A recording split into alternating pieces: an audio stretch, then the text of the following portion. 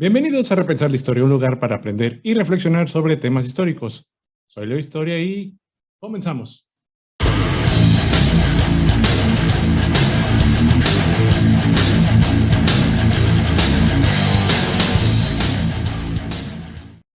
Qué bueno que nos acompañas el día de hoy en nuestro episodio número 64, donde hablaremos sobre el Imperio Persa, el reinado de Ciro y Darío, alguna que otra costumbre del Imperio Persa, pero antes de continuar, te invito a que te suscribas a nuestro canal de YouTube o bien síguenos y califícanos en Spotify, en Apple Podcast, todas las plataformas de audio que nos busques en cómo repensar la historia, ahí nos encontrarás.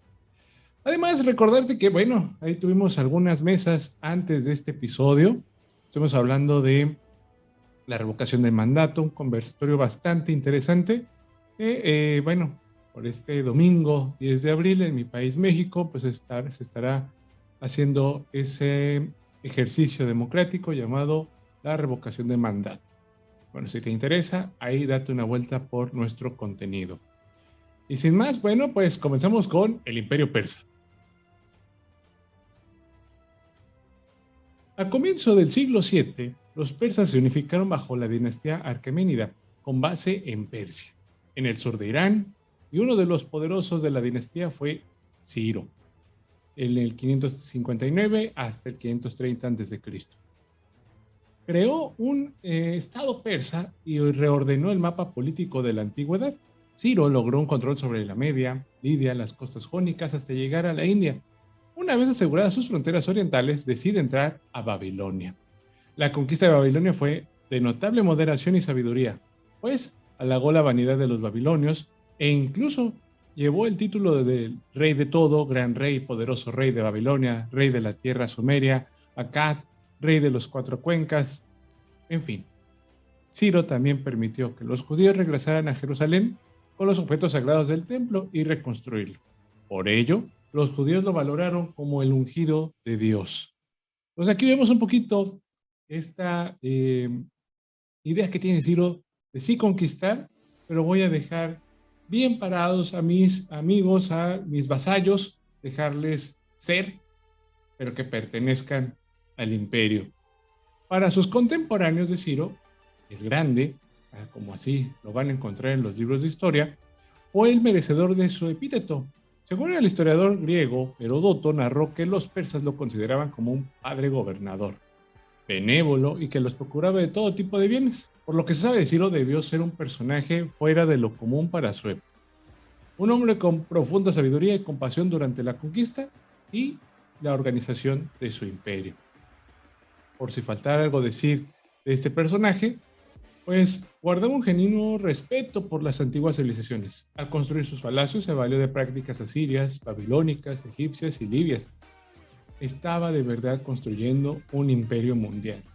Y quizás ahí es el detalle o la idea más importante que podríamos decir de Ciro. Que es, bueno, pues que se estaba construyendo este imperio mundial. Un antecedente de lo que veremos después en la antigüedad con el Imperio Romano. Vamos, esto se va a ir poco a poco, pero que vean, el Imperio Romano no nació de la nada, o la idea de conquistarlo todo no nace de la noche a la mañana. Básicamente lo que vemos es una repetición quizás de ciertas prácticas que se van a ir mejorando con el tiempo, como un aprendizaje. Quizá lo estoy simplificando mucho, pero para fines didácticos o prácticos, pues sería de esa manera. Ahora bien, ¿qué podríamos decir del imperio persa? Bueno, su expansión, a pesar de los trabajos de Ciro, a la muerte en el 530, pues quien va a ocupar el trono va a ser su hijo Cambises II, el cual llevó a cabo la conquista de Egipto. Ayudado por la flota fenicia, logró conquistar dicho territorio y lo convierte en sátrapa. Para el año 525 logra convertirse en faraón.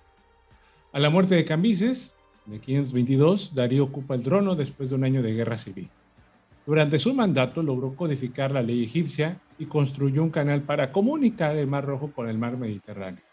Realizó una campaña hasta el occidente de la India y dio como resultado la creación de una provincia hasta el río Indo. Entonces imagínense hasta dónde llegaba la influencia persa. Darío también tuvo que enfrentar una revuelta contra los jonios, que con ayuda de los griegos invadieron a Libia e incendiaron Sardis. Dichos acontecimientos culminaron con la batalla de Maratón, que no me voy a adelantar ahí porque lo veremos en episodios más adelante y que veremos con más detalle esa construcción. Entonces vamos a dejar ahí como la mesa puesta para después hablar de la batalla de Maratón. ¿Cómo estaba organizado el imperio persa? Bueno, pues el imperio de Darío abarcaba desde el cercano oriente, Egipto, Mesopotamia y Asiria, también Tracia y Asia Menor, hasta la India, que podríamos mencionar como el oriente. Para organizar el imperio, decidió dividirlos en provincias, las satrapias. Cada una de ellas estaba gobernada por un sátrapa, o gobernador, que era el protector del imperio, cuyas funciones eran recolectar tributos, eran los responsables de la justicia y seguridad, el reclutamiento militar, y por lo general comandaban las fuerzas militares de sus sátrapas. Además, los sátrapas eran inspeccionados por el llamado Ojo del Rey o Mensajero del Rey, y llevaba inspecciones anuales a cada sátrapa. La figura del rey persa ocupa un lugar muy elevado. Aunque no se le consideraba un dios, sí era el regente del dios persa Ahura Mazda, por lo que todos los súbditos eran sirvientes del rey y este era fuente de toda justicia, pues poseía el poder de vida y muerte de todos. Así pues, se entiende que el rey persa estuviera aislado y en consecuencia no se tenía un acceso a él con facilidad. Las políticas de Darío también propiciaron que se ensanchara el abismo que había entre el rey y los súbditos. Como gran rey se expresó de todos sus súbditos de la siguiente forma: lo que les diga en la noche o en el día, se hará. Los reyes persas vivían rodeados de lujo, como resultado de sus conquistas y de su habilidad para recaudar impuestos, y de sus súbditos conquistados. Así que te voy a relatar un poquito este antecedente del banquete del rey persa, para que veas más o menos cómo se las gastaban los reyes persas. Este testimonio del banquete del rey persa se obtiene del Ateneo, los deipnosofistas, es en el libro 4, y bueno, pues estamos hablando de lo siguiente. Heráclides de Cumas, autor de la obra Historia Persa, escribió en el segundo libro de su trabajo titulado Aditamentos, y menciona lo siguiente: todos los que asistían a la comida de los reyes persas primero tomaban un baño, y luego se ataviaban con ropajes blancos, y pasaban casi la mitad del día preparándose para la comida. De los que habían sido invitados para acompañar a comer al rey, algunos comían afuera, a plena vista de quien quisiera verlos. Otros adentro en compañía del rey. Pero incluso estos últimos no ingerían sus alimentos en presencia del rey, debido a que hay dos habitaciones opuestas entre sí. En una el rey tenía su comida y en la otra estaba la de los invitados. El rey podía observarlos a través de una cortina que estaba en la puerta, pero ellos no podían verlo. Sin embargo, en ocasión de alguna festividad pública, todos comían en una sola habitación con el rey, dentro de una gran sala, y siempre que el rey ordenaba un simposio, es decir, el brindis que seguía a continuación de la comida, lo cual hacía a menudo, había alrededor de 12 personas. Cuando terminaban de comer, esto es, ya fuera el rey a solas o los huéspedes en la otra habitación, un eunuco invitaba a estos últimos y entraban a beber con el rey, aunque éste no bebía del mismo vino que ellos. Por otra parte, se sentaban en el suelo y se reclinaban en un sofá sostenido por patas de oro y se retiraba tras haber bebido en exceso. En la mayor parte de las ocasiones, el rey desayunaba y comía solo, pero algunas veces comía con su esposa y algunos de sus hijos. Además, en el transcurso de la comida, sus concubinas cantaban y tocaban la lira. Una de ellas actuaba de solista y otras formaban el coro. De esta manera, Heráclides proseguía la comida del rey, como se le llamaba. Podría parecer pródiga o a alguien que solo hubiera oído hablar de ella, pero cuando se le analiza con cuidado, se descubriría que se realizaba con economía, incluso con parsimonía. Y lo mismo puede decirse de las comidas de otros persas de alto rango. Se sacrificaban diariamente alrededor de 1000 animales para el rey, Estos incluyen caballos, camellos, bueyes, asnos, venados y muchos animales pequeños. Se consume gran cantidad de pájaros, incluyendo avestruces árabes, y vaya que la criatura es grande, gansos y gallos. Y de todo esto, solo se les sirven moderadas raciones a cada uno de los invitados del rey. Y ellos pueden llevarse a casa la comida que ni siquiera tocaron en el banquete. Sin embargo, la comida que ni siquiera tocaron en el... sin embargo, la mayor parte de los platillos y otros alimentos se llevan al patio para el deleite de los guardaespaldas y de las tropas ligeras que el rey mantiene ahí. Ellos se distribuyen todos los platillos y el pan que está a medio comer y lo dividen en iguales proporciones. Pues ahí está un poquito de la historia de cómo eran estos banquetes del rey persa. En la época de Darío, los monarcas persas habían creado un ejército permanente, compuesto de soldados profesionales. El ejército tenía una naturaleza internacional. Su núcleo lo constituían las fuerzas de caballería con 10.000 miembros y una fuerza de élite de infantería compuesta por 10.000 medos y persas, conocidos como los inmortales, ya que nunca se permitió que su número fuera menor de 10.000 y cuando mataban a uno, de inmediato era reemplazado. Aquí recordarás un extracto de la película 300, en donde habla un poquito de estos inmortales, quizás un poquito exagerado por la novela gráfica y también por la dirección de Zack Snyder, pero nos deja ver un poquito en el guión pues, quiénes eran los inmortales, que lo escucharemos a continuación. Han obedecido la oscura voluntad de los reyes persas por 500 años. Ojos tan negros como la noche, colmillos en vez de dientes. Desalmados.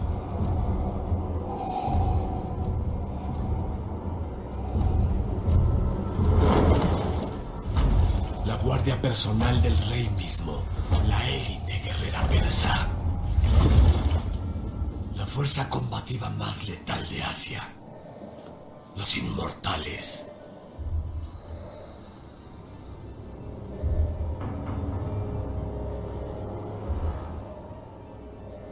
El rey Dios tuvo un descuido fatal. Soberbia. Fácil de provocar y engañar. Antes de que las heridas y el cansancio hagan estragos, el demente rey nos arroja lo mejor que tiene. Jerjes ha caído en la trampa. Bueno, además de esto, pues los persas hicieron el uso eficaz de la caballería, sobre todo de las operaciones que se hacían detrás de las líneas del enemigo y en las rupturas de líneas de comunicación. La armada persa estaba conformada por naves y estados vasallos, incluidos fenicios, egipcios, anatolios y griegos y jónicos. Entonces, como ven, junto con los inmortales y toda esta gran cadena de ejército internacional, pues el imperio persa era sumamente de temerse. De ahí, pues, que se tuviera un gran respeto o temor a este imperio. Además, quisiera rescatar ahí que, pues, vean algunas cositas o detalles de los inmortales. Me bastaría bien hacer después una descripción de cómo eran vestidos, por qué se exageró en la película de 300. Pero en fin, ahí déjame en los comentarios si quieres que hablemos de ese tema. La religión popular de los iraníes antes del advenimiento del zoroastrismo, ahí por el siglo VI a.C., se centraba en la adoración de los poderes de la naturaleza, como el sol, la luna, el fuego y los vientos.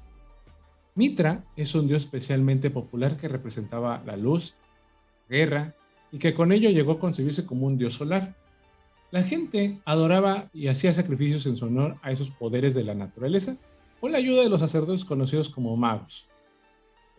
Zoroastro, por otro lado, que fue más o menos como un profeta, fue la figura semi-legendaria que, de acuerdo con la tradición persa, nació en el año 660 a.C. Después de una época de peregrinación y soledad, experimentó revelaciones que lo llevaron a ser reverenciado como un profeta de la verdadera religión.